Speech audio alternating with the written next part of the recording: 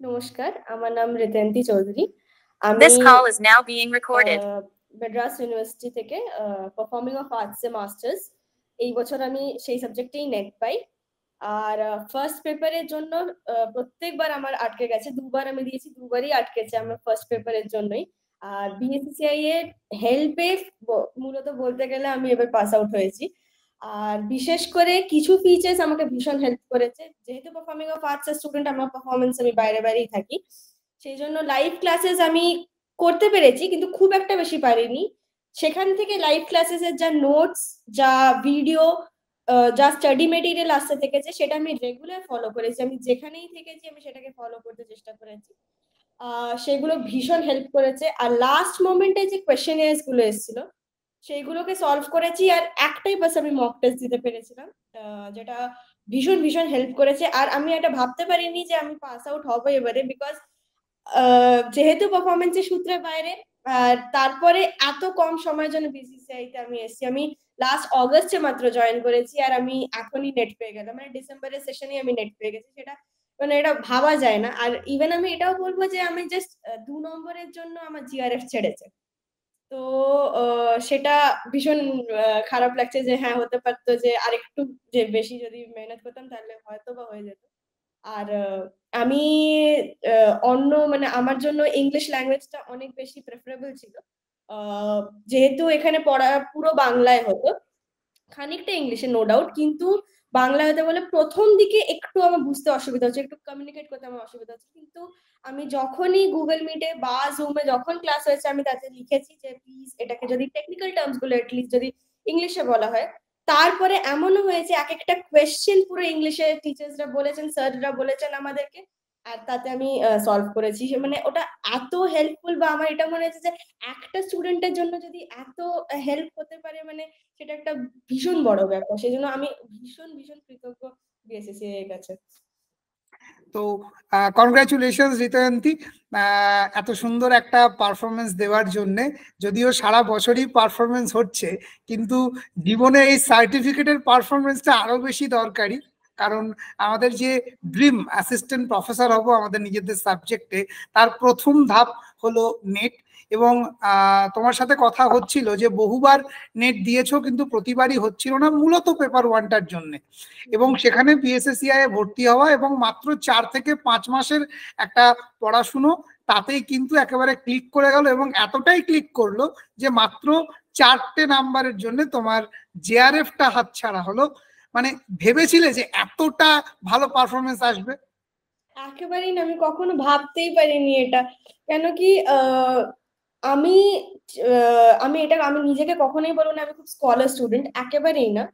আর যেহেতু পারফরমেন্সের সূত্রে সবসময় বাইরে থাকা, সেই জন্য টাইম ম্যানেজমেন্টটাও ভীষণ আমাকে মানে প্রবলেম করেছে। আমি টিউশনসও করি, সেই জন্য ভাবতে পারিনি যেটা হতে পারে, অ্যাটলিস্ট আমার আমার দ্বারা হতে পারে, সেটা আমি কখনোই ভাবিনি। আর আগে দুবার আমি বেশি পড়াশোনা করেছিলাম, অনেক বেশি পড়াশোনা করেছিলাম, কিন্তু আমার হয়নি সেটাতে। এইবারে আমি ভীষণ ভয় পেয়েছিলাম। আমার মানে যেদিনকে এক্সাম, তার আগের দিন রাত্রেবেলা অব্দি আমি ভেবেছি যে না, আমি এক্সামটা দিতে পারবো না, কেন কি এমন শিডিউল চলেছে। সেই জন্য কিন্তু মানে সবাই আমাকে বুস্ট আপ করেছেন। আপনাদের কোয়েশ্চেনিয়ার্স এত সুন্দর করে আসছিল যে একটা অ্যাটেম্প দিয়ে দেখি কি হবে, হবে না, এর থেকে তো বেশি আর কিছু হবে না। কিন্তু রেজাল্টটা পাওয়ার পর আর তারপরে কাট অফ চেক করবার পর মনে হয়েছিল যে এইটা তো মানে আনএক্সপেক্টেড একটা ব্যাপার হয়ে গেল। একদম। তো যেটা কথা প্রসঙ্গে আসলো যে আগে পড়েছেন কিন্তু অনেক বেশি, তুলনামূলক এবছর অনেক কম পড়েছেন, তাহলে কি আমরা যে কথাটা বলি যে not only hard work but also smart work, তো বিএসএসসিআই এই স্মার্ট যে ডিজিটাল লার্নিং অ্যাপ, সেটা আপনার স্মার্ট ওয়ার্কে কতটা হেল্প করেছে বলে আজকের ডেটে আপনি ফিল করছেন? ভীষণ ভীষণ বেশি হেল্প করেছে। কেন কি এটা মানে আমি চিরকাল এটাই ভেবে এসেছি যে হার্ড ওয়ার্ক তো আছেই, কিন্তু স্মার্ট ওয়ার্কটা হওয়া ভীষণ দরকার। সেই জন্য প্রথম কথা, বিএসসিসিআই এর একটা খুব বড় ব্যাপার ছিল স্মার্ট ওয়ার্কে, যখন আমরা মানে যেটা আমাদের বলছি আমরা ডিজিটাল লার্নিং এর সূত্রে, যে খুব সুন্দর করে পয়েন্ট আউট করা হয়েছিল যে কোন টপিক গুলো বা কোন চ্যাপ্টার্স গুলো সবচেয়ে বেশি ইম্পর্টেন্ট পেপার ওয়ানে, যেটা যেটা যে সবসময় হিট করে। আমরা মানে আমি যেহেতু ইংলিশের গ্রাজুয়েশনের স্টুডেন্ট, সেই জন্য আমি সবসময় কম্প্রিহেনশন হ্যাঁ ঠিক আছে, ওটা আমার দ্বারা হয়ে যাবে, বা কিছু জিনিস আইসিটি হলো বা এনভায়রনমেন্ট হয়ে গেলো, ওইগুলো পেরে যাবো, এইটা থাকে। কিন্তু টিচিং, রিসার্চ আর ডিআই এইগুলো এত ইম্পর্টেন্ট। বিএসসিসিআই এটা সবসময় বলেছে, ইভেন যখন আমাদের ক্লাসেস শুরু হচ্ছে, ট্রায়াল ক্লাসের সময় এটা বলা হয়েছিল যে এই তিনটে টপিক যদি তুমি ভালো করে নিতে পারো, তাহলে তোমার অর্ধেকের থেকে বেশি চ্যাপ্টার্স আর নেটের ফার্স্ট পেপার এটলিস্ট তোমার ক্লিয়ার হয়ে যাবে। সেটাই হয়েছে। মানে আমি স্মার্ট ওয়ার্ক আমি বলবো শিখিয়েছে আরো ভালো করে বিএসসিসিআই। একদম। আচ্ছা, টিচিং রিসার্চ একটা প্রত্যেক বছর মানে মোস্ট ইম্পর্টেন্ট জায়গাটা সবাই জানে। তো বিএসএসসিআই যে কনসেপচুয়াল ক্লাসগুলো দিয়েছে, আপনি রেকর্ডেড ভিডিওতে প্রায় সব ক্লাসগুলোই অ্যাটেন্ড করেছেন, আমাদের হিস্ট্রি যা বলছে, বা বিএসএসসিআই এর মেটেরিয়াল, আপনার কতটা কনসেপ্ট ক্লিয়ার করতে পেরেছে এই টিচিং এবং রিসার্চে? অনেকটাই আমার কনসেপ্ট ক্লিয়ার হয়েছে। ফার্স্ট অফ অল আমার কোনো বিএড নেই, তো সেই জন্য টিচিং অ্যাপটিটিউড ব্যাপারটা কি আমার জন্য একদম নতুন একটা জিনিস ছিল। তার কনসেপ্টই আমার কাছে কিছু ছিল না। হ্যাঁ আমার কাছে বই ছিল, বুকস ছিল, কেভিএস মাদানের বই ছিল, আমি জাস্ট এটা পড়তাম, কিন্তু কেমন করে পড়বো বা কি কনসেপ্টে পড়বো বা কোন পয়েন্ট গুলোকে হিট করতে হবে মেইনলি, সেটা পুরোপুরি ভাবে কিন্তু এখানে ক্লাসে আমি পেয়েছি। যে এক্স্যাক্টলি কেমন করে কনসেপ্ট ক্লিয়ার হবে সেটা পুরোপুরি ভাবে এখানেই পাওয়া গেছে আমার কাছে, মানে আমি সেটা পেয়েছি। আচ্ছা, ডিআই আর ম্যাথামেটিক্যাল অ্যাপটিটিউড একটা মোস্ট মানে কি বলবো, লোকদের একটা ভয়ের জায়গা, যে আমি পারবো না বা আমার দ্বারা হয় না, আমি তো আর্টসের স্টুডেন্ট, অঙ্ক করব না বলেই আর্টসে আসা, আবার অঙ্ক আমি কি করে করব। তো সেই ভয়টা কিভাবে কাটলো? আমি যখন ম্যাথসের ক্লাস শুরু হয়, আমাদের শুরু হয়েছিল ফ্র্যাকশন দিয়ে, তো তখন আমি নিজে লিখেছিলাম, আমার এখনো মনে আছে, সেই গুগল মিটের ক্লাসে আমি চ্যাট বক্সে লিখেছিলাম যে ম্যাথস আমার জন্য একটা নাইটমেয়ার। মানে আমি ম্যাথসের ডিজিটস দেখলে আমি রাত্রেবেলা সেগুলো আমার সামনে ডান্স করে পুরো, মানে এত আমার জন্য নাইটমেয়ার। তখন স্যার বলেছিলেন আমাকে যে এটা নাইটমেয়ার না, এটাকে তুমি নিজের লাইফের সাথে মানে সেটাকে রিলেট করো, ব্যাপারটা অনেক ইজি হবে। সেটা আমাকে এইখানেই শিখিয়েছে যে কি করে সেটাকে রিলেট করতে হয় নিজের লাইফের সাথে, নিজের আশপাশে কি হচ্ছে তার সাথে, ডিস্টেন্সের অঙ্ক তুমি এক্স্যাক্টলি তোমার বাড়ি থেকে কতটা যাবে, সেইগুলো এখানে আমি শিখেছি যে কি করে করতে হবে। আর সেখান থেকে ব্যাপারটা আরো অনেক বেশি ইজি হয়ে গেল আমার জন্য। এখন আমাকে যদি কেউ ডিআই বা ম্যাথস পড়াতে বলে, I am ready to do that. মানে আমার জন্য ব্যাপারটা এত ইজি হয়ে গেছে। খুব ভালো লাগছে, মানে এতটা কনফিডেন্ট। আজকে প্রথম দিনের রিতায়ন্তী আর আজকের রিতায়ন্তী অনেক বেশি প্রপার, অনেক বেশি কনফিডেন্ট, এটা বোঝা যাচ্ছে। এটাই তো হওয়া উচিত। মানে আমাদের সব সময় আমাদের কাজ থাকে যে একটা স্টুডেন্টকে আগামী শিক্ষক রূপে তৈরি করে দেওয়া। হ্যাঁ, তার সার্টিফিকেটটা আমরা দিতে পারি না, কিন্তু আমরা যেন তৈরি করতে পারি তার কাছে খুব সহজে, যেন সেই সার্টিফিকেটটা চলে আসে। আচ্ছা, এবার বলি যে BSSCI digital learning app, performing আর্টসের স্টুডেন্ট আপনি, তো সেক্ষেত্রে সবসময় ব্যস্ততা, বাইরে যেতে হচ্ছে, ট্রাভেল করতে হচ্ছে, কোনো ঠিক নেই। এবং যতদূর শোনা, আপনি শুধু ভারতবর্ষ নয়, ভারতবর্ষের বাইরে অন্য দেশে গিয়েও পারফরমেন্সের জন্য আপনাকে যেতে হয়। তো সব মিলিয়ে এই ট্রাভেল টাইমটা তো অনেক, এর মধ্যে আপনি পড়াশোনাটা কি করে করতেন সেটা যদি একটু বলেন। আমি একটা কথা এখানে বলবো যে আমার যেহেতু এটা থার্ড অ্যাটেম্প, সেই জন্য আমি একটা লেয়ার্ড, এটা আমি সবাইকার জন্যই বলবো যারা মানে দিতে চাইছে বা দিয়েছে, তারা ছেড়ে দিয়েছে আবার দেওয়া, তাদের জন্য আমি একটা কথা বলবো যে এমন কিছু হয় না যে সবকিছু ছেড়ে দিয়ে করতে হবে, এটা কখনোই হতে পারে না। যেহেতু নেট দিচ্ছি আমরা আমরা কোনো গ্রাজুয়েশন বা মাস্টার্স এর পরীক্ষা দিচ্ছি না, নেট পরীক্ষা মানে একটা লেভেলে এসে তারপর এসে এক্সামটাকে দেওয়া। সেই জন্য মানে একবার যদি দিতে হয়, ফার্স্ট অ্যাটেম্পটে যদি দিতে হয়, তার জন্য আমি বলবো যে একদম 6 মাস বা 1 বছরের একদম ভীষণ বেশি মেহনত করে দিতে হবে। কিন্তু যদি সেকেন্ড অ্যাটেম্প বা থার্ড অ্যাটেম্প হয়, এইটা যেন না হয় যে ফার্স্ট অ্যাটেম্পটে যা পড়েছিলাম পুরো জিনিসটা ব্ল্যাঙ্ক করে দিয়ে আবার দেওয়া, সেটা হওয়া উচিত না। একটা লেয়ার, তার উপরে আবার একটা লেয়ার, তার উপরে আবার একটা লেয়ার। আমার ক্ষেত্রে সেটাই হয়েছে। আমি যখন ট্রাভেল করেছি, আমার কাছে সবসময় ফোন, সবাই সবসময় চালায়, সেই জন্য এইটা মানে ফোন থেকে পড়াশোনা হবে না সেটা হতে পারে না। যদি বুকস নিয়ে ট্রাভেল নাও করতে পারা যায়, ফোন ইজ দেয়ার। তো আমাদের কাছে সবসময় স্মার্ট ক্লাসের সবকিছু আসছে, জাস্ট ট্রাভেল টাইমে গো থ্রু দ্যাট, যে যে স্টাডি মেটেরিয়ালটা এসছে জাস্ট ওটাকে একবার পড়ো বা দুবার পড়ে নাও। তারপরে ইভেন যখন আমরা ফিরছি ইয়ারফোন লাগিয়ে ক্লাসটা একবার জাস্ট শুনে নাও। হ্যাঁ, হতে পারে লাইভ ক্লাস তুমি অ্যাটেন্ড করতে পারোনি, তুমি এমন জায়গায় আছো যেখানে নেট কানেক্টিভিটি নেই, কিন্তু ফেরার পথে বা যাচ্ছি কোথাও সেখানে ইয়ারফোন লাগিয়ে জাস্ট ক্লাসটা শোনো। That will be a big help. কেন কি তুমি যখন ফিরে আসো তুমি অ্যাটলিস্ট ওটা একবার খুলে তো দেখবে যে কি পড়ানো হয়েছিল, সেটাই এনাফ হবে যখন তুমি আবার করে জিনিসটাকে ঝালাবে।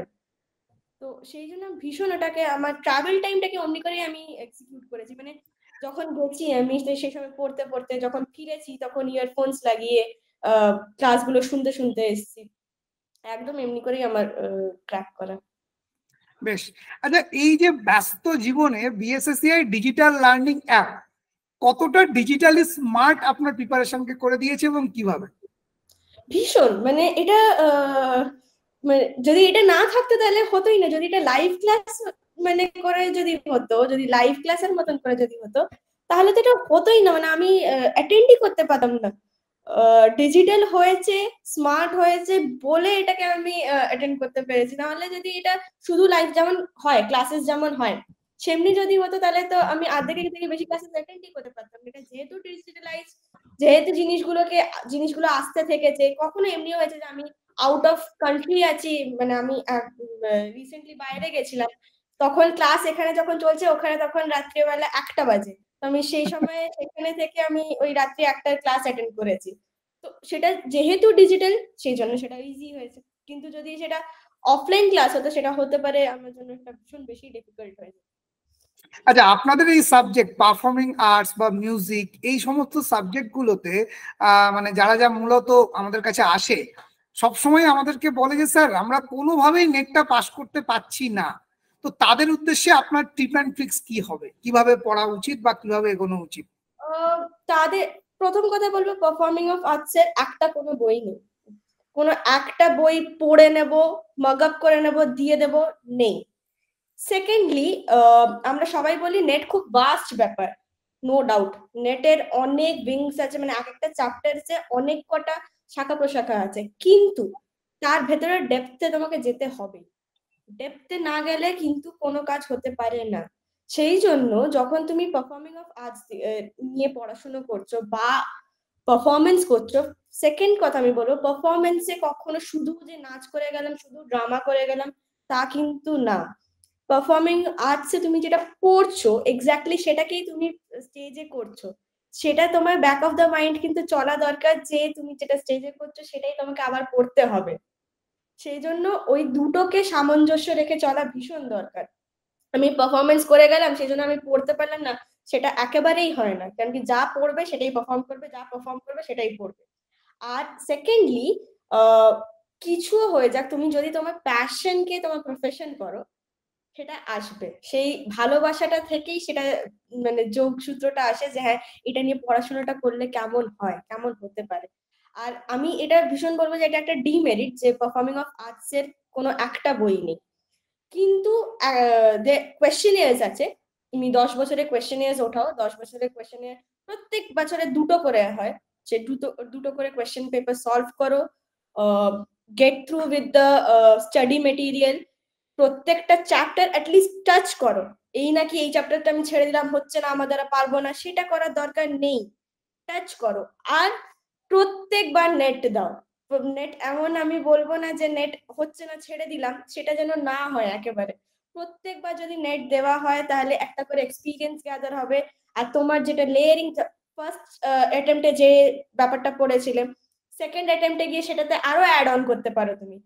আবার যদি থার্ড অ্যাটেম্পট দাও যেটা জিআরএফ এর জন্য বা নেট কোয়ালিফাই আবার করার জন্য, তো তোমার কাছে সেকেন্ড লেয়ারিং আছে। প্লাস তুমি এক্সাম দিয়ে একটা এক্সপিরিয়েন্স গ্যাদার করলে সেটাকে আবার তুমি লেয়ারিং করো করে তুমি 100% নেট দিতে পারো, নেট কোয়ালিফাই করতে পারবে। খুব বড় এটা কোনো কিছু, মানে ভীষণ বড় একটা কিছু না। হ্যাঁ, হবে হবে, জাস্ট একটু ধৈর্য নিয়ে থাকার কথা আর একটু স্মার্ট ওয়ার্ক করতে হবে।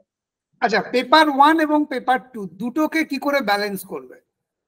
ওকে, পেপার 2 জন্য আমি বলবো যে যেমন করে আমি এক্ষুনি জাস্ট বললাম যে পড়াশোনার সাথে পারফরমেন্স বা পারফরমেন্সের সাথে পড়াশোনা, এটা তো নো ডাউট।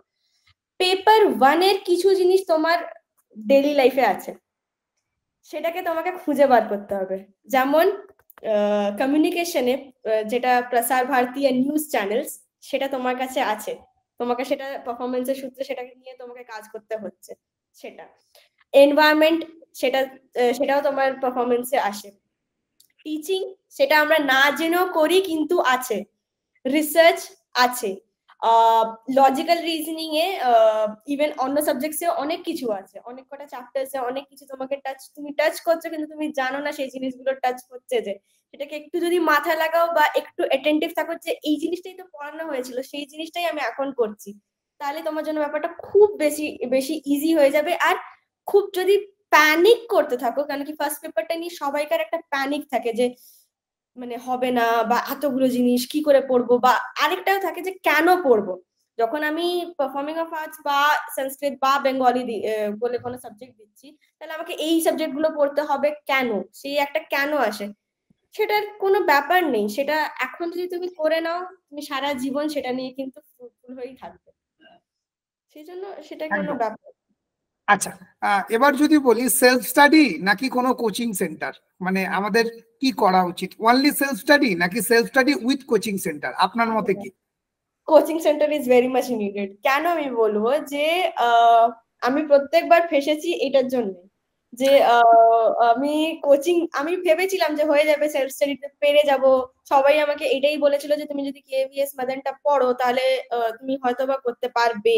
সেই জন্য আমি ঠিক আছে হয়ে যাবে হয়ে যাবে হয়ে যাবে করে, কিন্তু সেটা হয়নি। অ্যাটলিস্ট আমি এটা বলবো না যে কোচিং তোমাকে পুরো একদম মাগ আপ করিয়ে দেবে, সেটা হয় না, কিন্তু তোমাকে অ্যাটলিস্ট একটা গাইডলাইন তো তুমি পেয়ে যাবে। আর তারপরে তুমি যে কোয়েশ্চেনার্স গুলো পাচ্ছ, যেটা তুমি নিজে থেকে করতে পারবে না, অনেক সময় হয় যে আমরা কোয়েশ্চেনার্স বার করতে পারি না বা সেটাকে নিয়ে চর্চা করতে পারি না, তো সেই গাইডলাইনটা এখান থেকেই পাওয়া যায় 100%। আমি বলবো যে এইবারের আমার নেট কোয়ালিফাই হয়েছে শুধু বিএসসিসি আমি জয়েন করেছিলাম, তাহলে হতো না, 100% হতো না, এটা ফার্স্ট পেপার আমি পারতাম না করতে।